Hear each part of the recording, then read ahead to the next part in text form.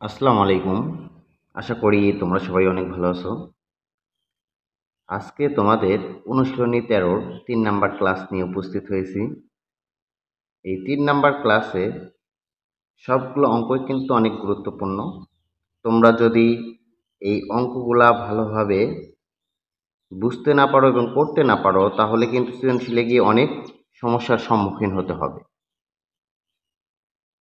তাহলে চলো শুরু করি। তার আগে যারা আমার চ্যানেলে নতুন তারা অবশ্যই চ্যানেলটি সাবস্ক্রাইব করবা। দেখো 13 নম্বর অঙ্ক যেটা বলছে সেটা হলো কোনো সমান্তর ধারার 12তম পদ 77 হলে এর প্রথম 23টি পদের সমষ্টি কত? আমরা জানি ধারার প্রথম পদ, দ্বিতীয় পদ, তৃতীয় পদ বিদ্যমান থাকে। এখানে কিন্তু কোনো ধারা দেওয়া নাই, শুধু তোমাকে বলছে কোনো সমান্তর ধারার 12তম পদ 77 হলে, তার মানে তোমাকে এই জায়গায় ধারা দেওয়া থাকলে কিন্তু এ আর ডির মান আমরা ধারা থেকে পেতাম। কারণ কি, এ সমান আমরা লিখতে পারি ধারার প্রথম পদ, আর ডি মানে দ্বিতীয় পদ বিয়োগ প্রথম পদ। যেহেতু এখানে কোনো ধারা নাই, তার মানে তোমাকে এ আর ডি ধরে নিতে হবে। আর আমরা দেখো বিগত অঙ্কগুলাই দেখেছি, কোনো অঙ্কের ভিতর যদি তম পদ কথা উল্লেখ থাকে তাহলে আমরা কিন্তু এনতম পদের একটা সূত্র জানি, a plus n minus one into d. তাহলে আমরা এই সূত্র প্রয়োগ করব। এবং সমষ্টি কথা যদি উল্লেখ থাকে তাহলে কিন্তু আমরা সমষ্টির একটা সূত্র আছে, কি আমরা সেটা প্রয়োগ করব। দেখো সমষ্টির একটা সূত্র আছে n divided two a plus n minus one into d. তাহলে এই সূত্রের জন্য আমরা ধারার প্রথম পদ ধরে নিতে পারি, যেহেতু এখানে কোনো ধারা দেওয়া নাই। ধরি সমান্তর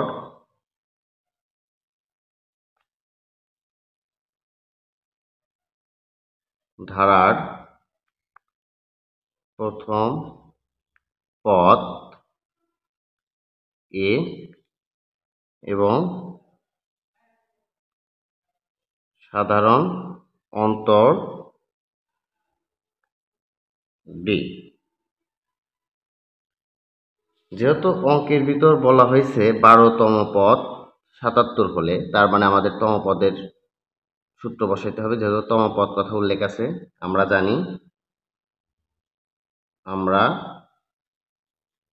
জানি কোন সমান্তর ধারার এনতম পদ সূত্রটা কি, a plus n minus one into d. আমাদের এই জায়গায় তম পদের আগে কত আছে 12, এখানে তম পদের জায়গায় আছে কত এন। তার মানে আমরা এন এর জায়গায় কত বসাইতে পারি 12তম পদ। আমরা এন এর মান কত বসাইলাম 12, তাহলে যেখানে এন বিদ্যমান সেখানে আমরা বড় বসাবো। এর কিন্তু এখানে কোনো মান নাই, ডিরও কোনো মান নাই, এ এবং ডির মান আমরা বসাতে পারবো না। তাহলে এ প্লাস 12 মাইনাস 1 ইন্টু ডি। এখান থেকে যেটা পাওয়া যায় এ প্লাস 12 ভিতর থেকে 1 বাদ দিলে 11 ডি। আমরা এই জায়গায় থেকে যেটা লিখতে পারি 12তম পদের মান 77, আর আমরা 12তম পদ পাইছি এ প্লাস 11 ডি। এই এ প্লাস 11 ডি এবং 77 এই দুইটা জিনিস কিন্তু একই কথা। আমরা প্রশ্ন মতে লিখতে পারি এ প্লাস 11 ডি সমান কত 77, কারণ এটাও 12তম পদ, এটাও 12তম পদ। এটা আমরা 1 নাম্বার সমীকরণ ইউজ করলাম, যেহেতু সমীকরণ আকারে আছে। আবার দেখো আমাদের এই পর্যন্ত কিন্তু এটার সমাধান। তারপরে বলছে 23টি পদের সমষ্টি কত। আমরা কিন্তু সমষ্টির সূত্র জানি, সমষ্টির সূত্রটা ছিল n divided two a plus n minus one into d. তাহলে আবার আমরা সমষ্টির সূত্রটা ইউজ করি। আবার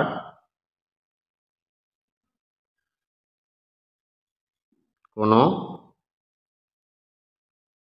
সমান্তর ধারার n পদের সমষ্টি n ভাগ 2a plus n minus 1 into D. আমাদের দেখো এখানে বলছে 23টি পদের সমষ্টি, তার মানে আমরা এই n এর মানটা কত বসাইতে পারি? 23 পদের সমষ্টি। এই n এর জায়গায় যেহেতু 23 বসাইছি, আমাদের এই সূত্রের ভিতর যেখানে যেখানে n বিদ্যমান সেখানে কিন্তু আমরা কত বসাইতে পারি? 23 বসাইতে পারি। তাহলে বসাও, এখানে n বিদ্যমান, তাহলে 23 ভাগ 2a প্লাস এখানে n বিদ্যমান 23 মাইনাস 1 ইন্টু ডি। তাহলে এখান থেকে আমরা যে জিনিসটা লিখতে পারি, দেখো একটু লক্ষ্য করো,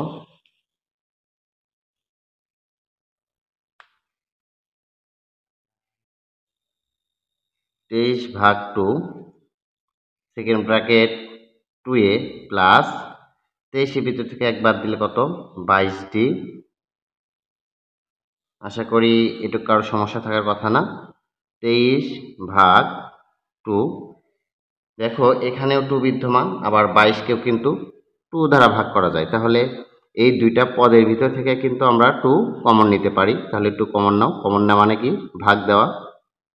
তাহলে 2a কে যদি 2 দ্বারা ভাগ দাও থাকতেছে শুধু a, আর 22d কে যদি 2 দ্বারা ভাগ দাও তাহলে থাকতেছে কত? 11 দুগুণা 22, সাথে d থেকে গেল। আশা করি এটুকু কারো সমস্যা থাকার কথা না। আমাদের এখানে 2 কেটে গেল, এখানে থাকতেছে কত? 23, আর a প্লাস 11d, এটার মান কত? 77। আমরা এখান থেকে 77 লিখতে পারি। তাহলে 23 গুণন 77 দাও, দেখো কত আসে। 23 গুণন 77 দিলে আসতেছে 1771। আমাদের এটাই কিন্তু 13 নম্বর প্রশ্নের অ্যান্সার। তোমরা কেউ বুঝতে না পারলে অবশ্যই কমেন্ট বক্সে জানিয়ে দিবা। তারপরে দেখো আমাদের যে অঙ্কটা আছে 14 নম্বর অঙ্ক, আমরা একটু লক্ষ্য করি।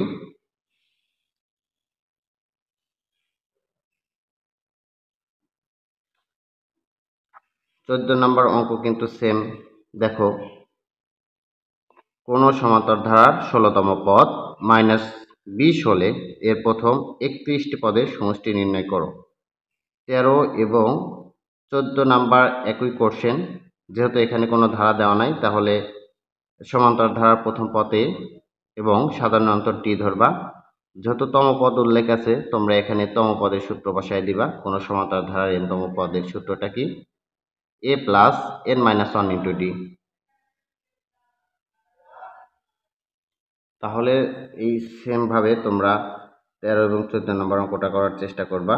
এটা তোমাদের কাজ দেয়া থাকলো, পরে অবশ্যই কমেন্ট বক্সে জানিয়ে দিবা। না বুঝতে পারলে সেটাও কমেন্ট বক্সে বলবা। তারপরে আমাদের দেখো 15 নম্বর অঙ্কটা, যেটা 100% গুরুত্বপূর্ণ এই অধ্যায়ের জন্য। আমি 15 নম্বর অঙ্কটার সমাধান করব এখন।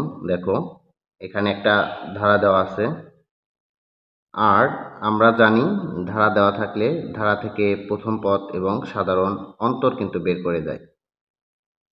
দেখো, এখান থেকে আমি যেটা তুলতে পারি সেটা হলো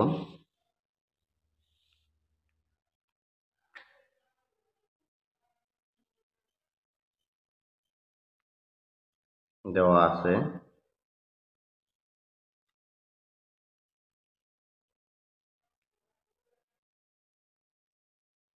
9 plus 7 plus 5 plus dot dot dot.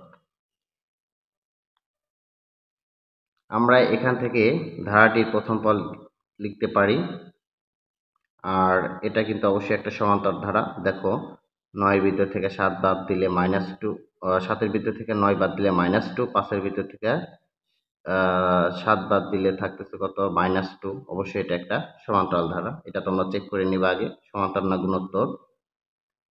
তাহলে এখানে সমান্তর ধারার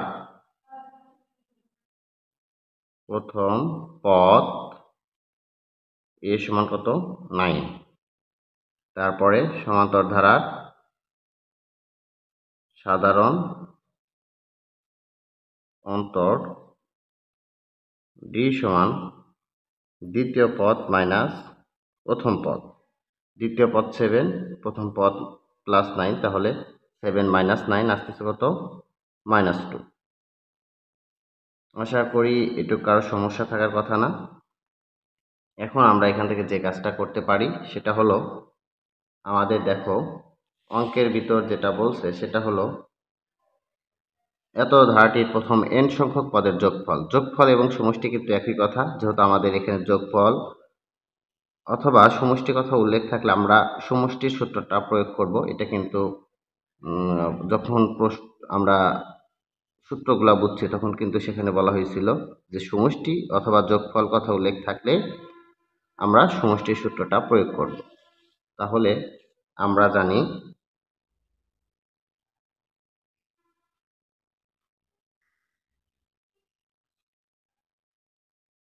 কোন সমান্তর ধারার n-তম পদের সমষ্টি Sn, সূত্র কি n/2 2a plus n-1 into d। তাহলে কোন ধারার n এর মানটা আমাদের এখানে দেখো, n এর মানটা আমাদের নাই, আমাদের কিন্তু তাহলে n এর মান বসাইতে পারবো না। n এর জায়গায় n রাখলাম, ডিভাইডেড 2 এর মানটা আছে কত দেখো 9 প্লাস n এর মান নাই ইন্টু d এর মানটা আছে কত -2। আশা করি এটুক সবাই ক্লিয়ার। এখান থেকে আমরা যেটা লিখতে পারি সেটা হলো n/2 9 দুগুণা 18। আমাদের এই মাইনাস প্লাসে -2 লিখতে পারি, n মাইনাস কত 1। আশা করি একটু ক্লিয়ার। এখান থেকে যেটা লেখা যায় সেটা হলো n/2 18, এই -2 n এর সাথে একবার গুণন, -1 এর সাথে একবার গুণন, ব্র্যাকেটে একটি মাইনাস, আমাদের এই প্লাস মাইনাসে -2n, মাইনাস মাইনাসে প্লাস 2 একে 2। আমরা এখান থেকে যেটা লিখতে পারি n/2 18 আর 2 20 -2n। দেখো আমরা এখান থেকে কিন্তু 2 কমন নিতে পারি, কমন নেওয়া গেলে অবশ্যই কমন নিবা, আর কমন না নেওয়া গেলে কমন নেওয়ার দরকার নাই। এখান থেকে দেখো 2 কমন নিতে পারি, কারণ এই 20কে 2 দ্বারা ভাগ করলে 10 এবং 2n-কেও 2 দ্বারা ভাগ করলে শুধু n পাওয়া যায়, এর জন্য আমরা 2 কমন নিলাম। কমন নিলে এখানে আসতেছে কত 10 মাইনাস, তাহলে এখান থাকতেছে কত n। এই 2 আমাদের এখান থেকে উঠে গেল, আমরা পাইতেছি কত 10n মাইনাস n গুণন দিলে কত n²। আমরা পাইলাম এটা n-তম পদের সমষ্টি। n-তম পদের সমষ্টি কত পাইলাম 10n minus n²।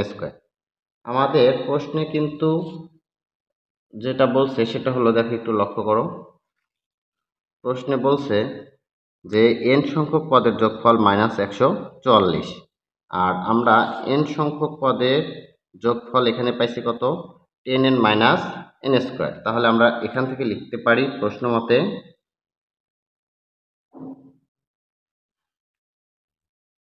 10n minus n² সমান কত -144। আমাদের উদ্দেশ্য n এর মান বের করা, তাহলে তোমাকে যে কাজটা করতে হবে এখান থেকে 10n মাইনাস n² -144 এই সাইডে আসলে প্লাস 144 সমান কত 0। আমরা একটু যদি লক্ষ্য করি তাহলে দেখি n² এর সামনে মাইনাস চিহ্ন, তাহলে মাইনাস কমন নাও, কমন নিলে সবগুলোর চিহ্ন কিন্তু পরিবর্তন। এখানে n² আছে মাইনাস হয়ে গেল প্লাস এটা আছে প্লাস হয়ে গেল মাইনাস, এটা আছে প্লাস হয়ে যাবে মাইনাস 144 ইজিক্যাল টু 0। আশা করি এটা ক্লিয়ার। এখান থেকে মাইনাসটা 0-র সাথে গুণন হয়ে যে মাইনাসটা উঠে গেল, পাইতেছি n square minus 10n minus 144 সমান কত 0। তোমাকে এখান থেকে এখন যে কাজটা করতে হবে, দেখো একটা মিডল ফ্যাক্ট আকারে আছে, তোমাদের কিন্তু মিডল ফ্যাক্ট পড়ানো হয়েছে খুব সুন্দরভাবে। আমি কমেন্ট বক্সে লিঙ্কটা দিয়ে দেব, যারাদের মিডল ফ্যাক্ট সমস্যা তারা এই ভিডিওটা দেখবা। এখানে মিডল ফ্যাক্ট করলে যেটা যেটা আসে সেটা হলো n square minus 18n plus 8n minus 144 সমান কত 0। এখান থেকে আমরা যে জিনিসটা লিখতে পারি, দেখো এখান থেকে কিন্তু n কমন নেওয়া যায়, কারণ n এখানে দুইটা ইনটু অবস্থায় আছে আর এখানে আছে একটা, তাহলে আমরা n কমন নিলাম। কমন নিলে দুইটার ভিতর থেকে একটা n চলে গেল, একটা n থাকে মাইনাস এই 18n, nটা সামনে কমন চলে গেছে, এখানে থাকতেছে কত শুধু 18 প্লাস তারপরে যেটা বলছিলাম, দেখো তোমাদের মিডল ফ্যাক্ট খুব ভালোভাবে করানো হয়েছে। এই এখানে যে সংখ্যাটা আসবে এই সংখ্যাটাকে এই n এর সামনে, এই ব্র্যাকেটের পরে n এর সামনে যে সংখ্যাটা আছে এই সংখ্যা দ্বারা ভাগ করবা, তাহলে 8কে 1 দ্বারা ভাগ করলে 8 আসে, তারপরে আমরা এই ব্র্যাকেটটা উঠাই দিতে পারি। আশা করি এটা কারো সমস্যা থাকার কথা না। এখন তোমাকে যে কাজটা করতে হবে, দুইটা ব্র্যাকেটের ভিতর থেকে একটা ব্র্যাকেট এবং বাইরে যারা আছে তাদেরকে একটা ব্র্যাকেটে আমরা নিয়ে নেব। হয় n মাইনাস 18 সমান কত 0, অতএব n সমান আমরা পাইতেছি শুধু 18, অথবা n প্লাস 8 সমান 0, অতএব n সমান প্লাস 8 ওই সাইডে গেলে কি মাইনাস 8, n এর মানটা ঋণাত্মক হতে পারে না, এটা গ্রহণযোগ্য নয়। তাহলে আমাদের কত আসলে n এর মান 18, অতএব আমরা লিখতে পারি 18তম পদের সমষ্টি মাইনাস 144। 18তম পদের সমষ্টি মাইনাস 144। আশা করি এটা ক্লিয়ার। তোমরা অনুরূপভাবে 16 নম্বর অঙ্কটা যদি লক্ষ্য করো, সেম এটাও কিন্তু 100% গুরুত্বপূর্ণ। এটা অনেকবার সৃজনশীলে এসেছে। দেখো 2 যোগ 4 যোগ 6 যোগ 8 যোগ ডট ডট ডট ধারাটির n সংখ্যক পদের সমষ্টি 2550 হলে n এর মান নির্ণয় করো। তোমরা এই অঙ্কটা 15 নাম্বার অঙ্কের মতো সেম, তোমরা অবশ্যই এটা পারবা, তোমরা এটা করার চেষ্টা করবা। যারা পারবা না অবশ্যই কমেন্ট বক্সে জানিয়ে দিবা। যারা আমার সম্পূর্ণ ভিডিও দেখেছো তাদেরকে ধন্যবাদ, আর যারা আমার চ্যানেলে নতুন তারা অবশ্যই চ্যানেলটি সাবস্ক্রাইব করতে ভুলবা না।